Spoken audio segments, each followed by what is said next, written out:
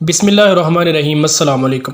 دوستو، social media پر اب آئے روز عشق و محبت کی مختلف کہانیاں تو سنتے رہتے ہیں، اور اکثر اوقات اس کا مرکزی کردار بعض اوقات ایک کنواری لڑکی ہوتی ہے، یا پھر یہ غلطی کسی شادی شدہ عورت سے بھی ہو سکتی ہے،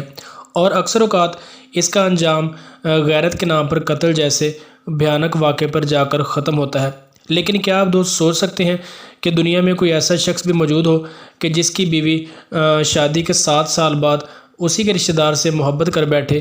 اور وہ شخص اپنی بیوی کو روکنے ٹوکنے کے باوجود اس حد تک مجبور ہو جائے کہ وہ اس کی شادی اس کے محبوب سے کرنے پر راضی ہو جائے؟ آج کی ویڈیو میں ہم آپ کو انڈیا کی ایک ایسی ہی کہانی سنانے جا رہے ہیں جہاں پر ایک بھارتی شخص نے اپنے عمل سے پوری دنیا کو حیران کر دیا، جب اس نے شادی کے 7 برس بعد اپنی بیوی کی شادی اس کے محبوب سے کروا دی، جو عمر میں اس سے کافی چھوٹا تھا۔ دوستو، اس ویڈیو میں ہم آپ کو اس کہانی کے مکمل جو سٹوری ہے وہ بتائیں گے، لیکن آگے بڑھنے سے پہلے آپ دوستوں سے گزارش ہے کہ اگر آپ میرے چینل پر نئے ہیں تو چینل کو سبسکرائب ضرور کر لیں، تاکہ ان فیوچر میری جو بھی نئی ویڈیو آئے اس کا نوٹیفیکیشن آپ کو سب سے پہلے مل سکے۔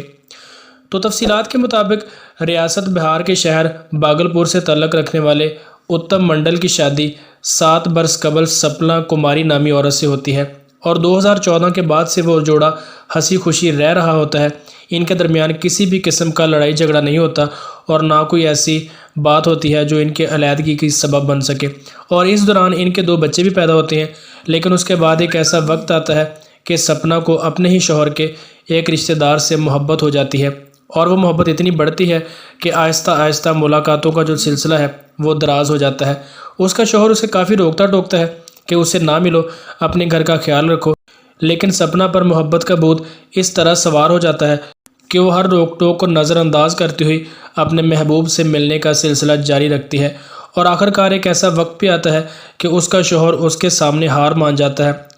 کیونکہ اس کے لاکھ روکنے ٹوکنے کے باوجود بھی سپنا کی یہی ضد ہے کہ وہ اپنے محبوب سے لازمی ملے گی، اور آہستہ آہستہ وہ اتنی قریب ہوتی چلے گی کہ اس کا کہنا تھا کہ اب وہ اس سے علیحدہ ہونے کا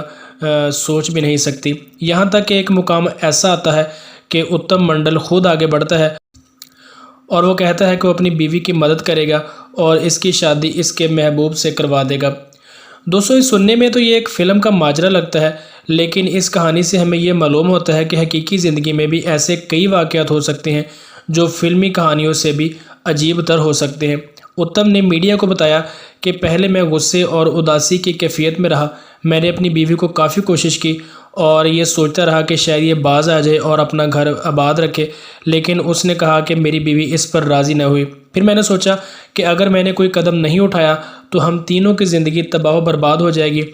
اور اس کے علاوہ میرے پاس ایک صرف واحد حل یہی تھا کہ اگر میری بیوی اس حرکت سے باز نہیں آتی تو میں اس کی شادی اس کے محبوب راجو کمار سے کر دوں۔